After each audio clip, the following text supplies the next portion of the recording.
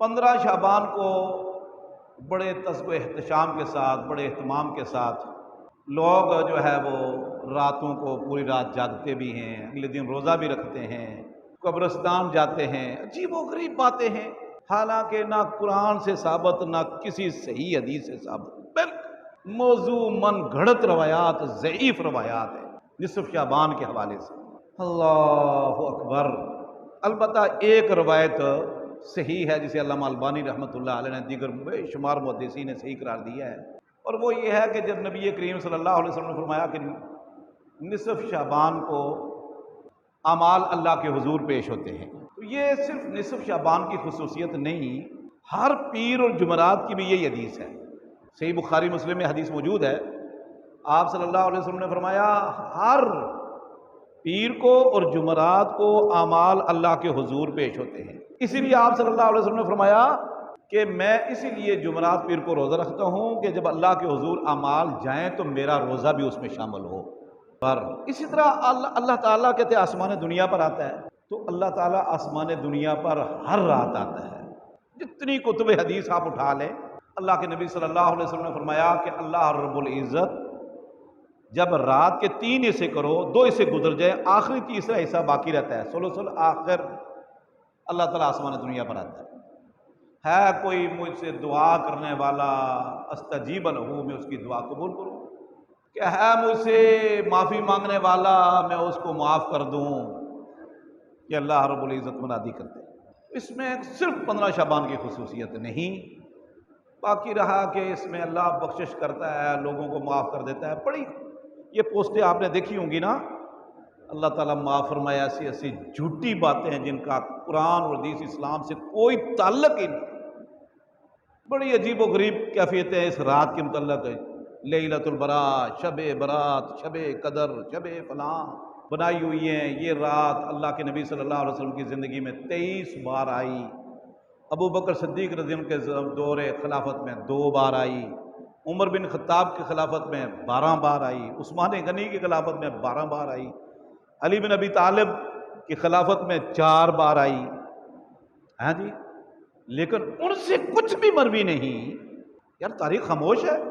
میں نے کہا تھا کہ نبی کریم صلی اللہ علیہ وسلم بیت الخلاء میں آپ کیسے بیٹھتے تھے، کتنے پتھر ڈھیلے سے استنجا کرتے تھے، بیت الخلاء میں داخل ہوتے ہوئے، بیت الخلاء سے نکلتے ہوئے کیسے، کیا پڑھتے تھے، آپ سوتے ہوئے کیا پڑھتے تھے، آپ جاگتے ہوئے کیا پڑھتے تھے، ایک ایک بات نبی کریم صلی اللہ علیہ وسلم کی زندگی کی ہمارے پاس موجود ہے، احادیث میں موجود ہے، بڑی پڑھی ہیں کتب احادیث۔ اسی طرح خلفاء راشدین، علیکم سنتی و سنت الخلفاء الراشدین المہدیین، الراشدین المہدیین۔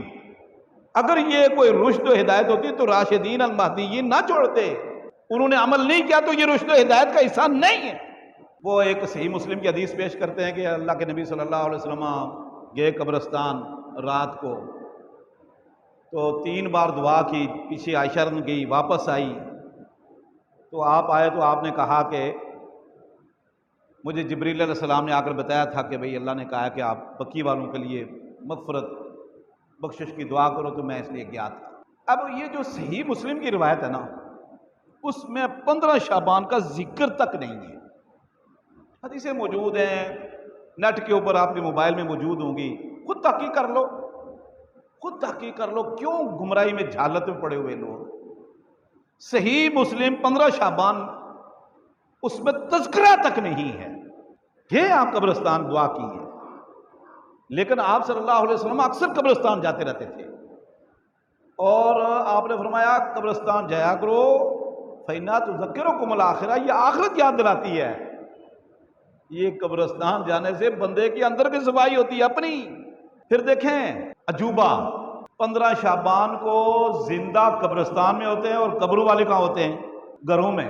دیکھو بھائی، کہتے ہیں مردے گھروں میں آتے ہیں، حلوہ کھانے کے لیے روح میں آتی ہیں، یعنی مردے گھروں میں آئے ہوئے ہیں اور گھر کے سارے بندے قبرستان گئے ہوئے ہیں۔ یہ جو عقیدہ ہے نا کہ روحیں آتی ہیں، یہ عقیدہ ہندوؤں کا ہے۔ اللہ اکبر، واللہ میں آپ کو کیا بتاؤں کس طرح امت آج بھٹک گئی ہے حقیقت سے۔ ایک ہندو بہت بڑے ہندوؤں کے مذہبی پیشوا مسلمان ہوئے انڈیا میں، مولانا عبید اللہ، انہوں نے کتاب لکھی ہے ہندوؤں کے رسم و رواج کے اوپر، اردو میں موجود ہے وہ کتاب۔ انہوں نے جو کتاب میں لکھا ہے نا کہ ہندوؤں کے اندر یہ رسم و رواج ہیں، آج بالکل مسلمانوں کے اندر ہے۔ ہندوؤں کا ایک عقیدہ ہے تناسخ۔ تناسخ کا معنی ہوتا ہے نسخ، کینسل۔ نسخ کا معنی ہے کہ روح منتقل ہوتی ہے، اور یہ بھی سب ہندوؤں کا عقیدہ نہیں ہے۔ ادھر سے پھر یہ عقیدہ منتقل ہوا مسلمانوں کے اندر، بالکل وہی روحیں آتی ہیں، قبرستان میں گزرتے ہوئے ڈرتے ہیں، روحیں آتی ہیں، بدروحیں آتی ہیں۔ یہ سارے عقیدے ہندوؤں کے اندر تھے۔ ہمارا کیا تصور ہے اس بارے میں؟ سورہ مومنون آیت نمبر 99 میں اللہ فرماتے ہیں حتی اذا جاء احدهم الموت، یہاں تک کہ جب انسان میں سے ہر انسان کو جب موت آتی ہے، قال رب ارجعونی، یہ کہتا ہے اللہ مجھے واپس کر۔ کیوں؟ لعلی اعمل صالحا، تاکہ میں واپس جا کر نیک عمل کروں۔ کلا انہا کلمۃ هو قائلها، یہ ایک حسرت بری تمنا تھی جو اس کے منہ سے نکل آئی کہ واپس بھیج واپس بھیج۔ وَمِن وَرَائِهِمْ بَرْزَخ، اب یہ عالم برزخ میں ہے۔ إِلَى يَوْمِ يُبْعَثُونَ، کب تک رہے گا؟ إِلَى يَوْمِ يُبْعَثُونَ، بعث و نشور، حشر و نشر تک یہ اب عالم برزخ میں ہے، واپس نہیں جائے گا۔ صحیح بخاری میں حدیث ہے، میں خلاصہ بیان کرتا ہوں۔ جابر بن عبداللہ کے والد شہید ہو گئے غزوہ احد میں۔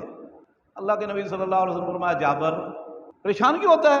فرمایا اللہ رب العزت نے تیرے والد جابر کو کہا شہادت کے بعد، تمنا، عبداللہ بن حرام تمنا کرو، جو مانگنا ہے مانگ لو، کوئی خواہش ہے اس کا اظہار کر، میں پوری کرتا ہوں۔ اور فرمایا کہ تیرے والد سے اللہ نے خود کہا، ترجمان نہیں تھا بیچ میں، تیرے ابا نے کہا اللہ میری تمنا اور آرزو یہی ہے کہ جو تیرے راستے میں شہید ہوتے ہوئے مزہ آیا تھا نا، وہ کہیں نہیں، واپس دنیا میں بھیج تاکہ دوبارہ شہید ہو کر تیرے پاس ہو۔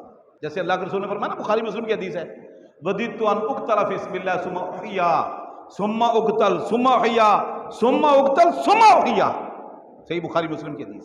اللہ کے رسول صلی اللہ علیہ وسلم فرماتے ہیں، اللہ نے فرمایا جابر، عبداللہ بن حرام، بڑی مشکل شرط تو نے رکھ دی، بڑی عجیب خواہش کا اظہار کیا ہے کہ واپس دنیا میں بھیج۔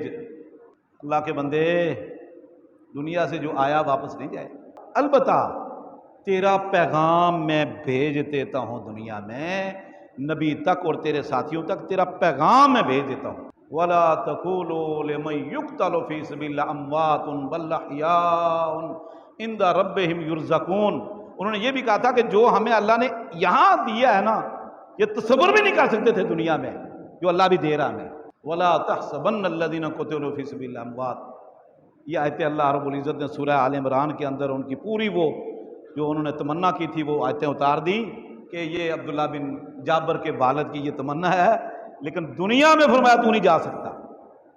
اگر کوئی شخص مرنے کے بعد دنیا میں آتا تو جابر کے والد عبداللہ بن حرام آتے، صحیح بخاری کی حدیث ہے۔ فرشتے نہیں چھوڑتے، اگر جنت میں ہے تو رب کعبہ کی قسم جنت کی طرف سے کھڑکی کھلی ہوئی ہے مومن کے لیے، ایسی خوشبوئیں، ایسی ٹھنڈی ہوا اور جنت کے میوے تر و تازہ، ان کی خوشبوئیں جو ہے وہ آ رہی ہیں، تو وہ چھوڑ کے واپس دنیا کی دھوپ میں آئے گا ستایا ہوا ہے؟ اور اگر جہنم میں ہے تو فرشتے چھوڑیں گے کہ جا کے لسی پی گیا، الوے کھا گیا؟ یہ کس طرح کے فیصلے ہم کر رہے ہیں؟